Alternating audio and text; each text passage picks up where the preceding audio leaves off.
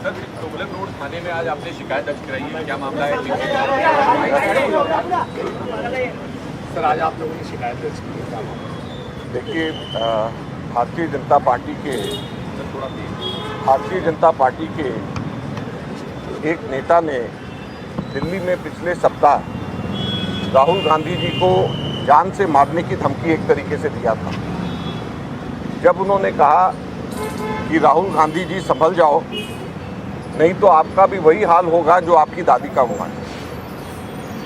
हम सब लोग जानते हैं कि स्वर्गीय इंदिरा गांधी जी ने अपनी छाती पे 34 गोलियां खाई थी और शहीद हुई थी। हम सब लोग जानते हैं कि राहुल गांधी जी के पिता, जिन्होंने शांति वार्ता शुरुआत करी, इस वजह से उनके जिस्म के चीथड़े उड़ा दिए गए।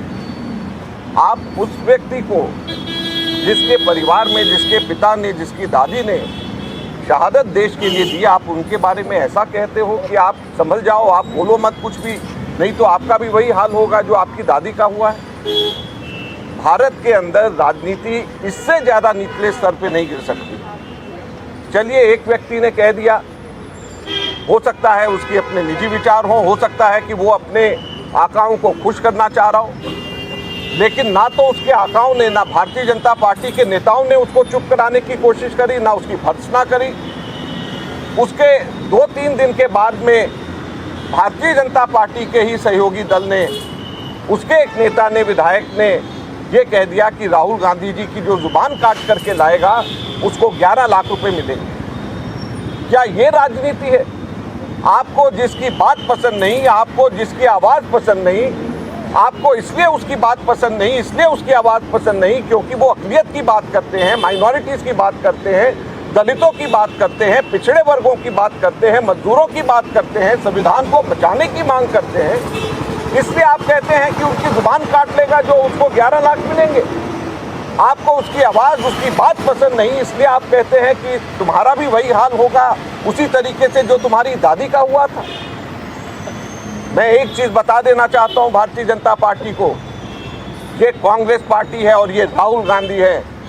जान से मारने की धमकी से हम लोग किसी भी तरीके से डरने वाले नहीं हैं। यहाँ पे कांग्रेस के लाखों करोड़ों कार्यकर्ता तैयार हैं अपने छाती आगे करके, जान से मारना है हमें मारिए, लेकिन हमारे नेता की आवाज़ कभी बंद नहीं होगी, हमारे नेता कभी चुप नहीं होंगे।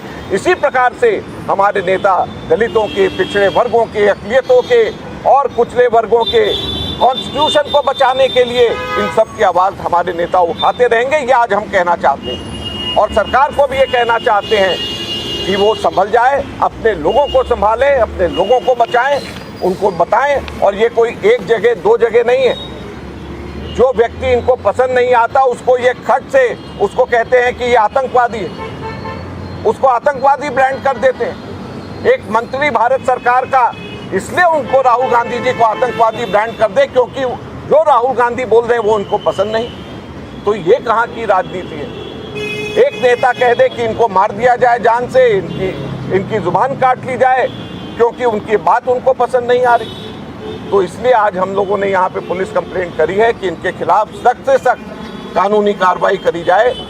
आज सरे चौराहे पे बीच में पब्लिक मीटिंग के अंदर अगर कोई व्यक्ति ये कहे कि इनका वही हाल होगा जो इनकी दादी का है, मैं समझता हूँ कि इससे ज़्यादा बड़ा सीधे के सीधे जान से मारने की धमकी कानूनन तौर के ऊपर नहीं हो सकती। इसलिए हम पुलिस को कह रहे हैं कि इस पर कार्रवाई होनी चाहिए और इनके ऊपर एक्शन लिया जाना चाहिए। के खिलाफ मुकदमा दर्ज करने की आपने शिकायत की, नाम बता दीजिए। हम लोगों ने एनेक्सेस दिए हैं और 4 लोगों के खिलाफ में, जैसे मैंने कहा कि दिल्ली के अंदर एक उनके पूर्व दिल्ली के जो विधायक हैं, भारतीय जनता पार्टी के नेता, शिवसेना के जो महाराष्ट्र के विधायक हैं जो भारतीय जनता पार्टी के समर्थक हैं, उनके बारे में, केंद्र सरकार के अंदर पंजाब से पहले और अब राजस्थान से आए हुए सांसद मंत्री हैं उनके बारे में, और एक यूपी से मिनिस्टर हैं जिन्होंने परसों उन्होंने भी राहुल जी के खिलाफ में बोला है।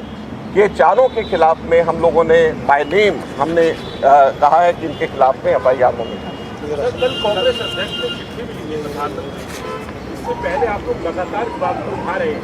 तब से अब तक बीजेपी की ना टॉप लीडरशिप से कोई बयान आया है, ना ही गृह मंत्रालय इसके सामने अब पूरा मामला बनता है, ऐसी बातों का नहीं आया, इस चुप्पी को कैसे देखते हैं? सर, इसमें एक सवाल और कनेक्ट है। आपको याद होगा गृह मंत्री के खिलाफ जो है कांग्रेस के नेताओं की तरफ से इसी तरह से टिप्पणी की गई थी, जिसमें मुकदमा भी दर्ज हुआ था, कार्रवाई भी। देखिए, बड़ी सीधी सी बात है कि इस तरीके की टिप्पणी राहुल गांधी जी के खिलाफ में जो करी गई, आज तक के इतिहास में कभी भी ऐसा नहीं हुआ, ये अप्रत्याशित है। और ये भारतीय जनता पार्टी के नेताओं का फर्ज बनता है कि राजनीति की गरिमा को बना करके रखें। ये उनके नेताओं का फर्ज बनता है कि राजनीति के अंदर, लोकतंत्र के अंदर वायलेंस को किसी भी तरीके से बढ़ावा नहीं दिया जाना चाहिए। और जान से मारने की धमकी जिस तरीके से खुलेआम दी जा रही है, जुबान काटने की धमकी जिस तरीके से दी जा रही है, आपको कोई बात पसंद नहीं तो आपको किसी की बात पसंद नहीं, कॉन्स्टिट्यूशन की वो अगर बात करते हैं तो उनको आप आतंकवादी ब्रांड कर देते हैं। ये सारी चीज़ें गलत हैं, ये नहीं होनी चाहिए।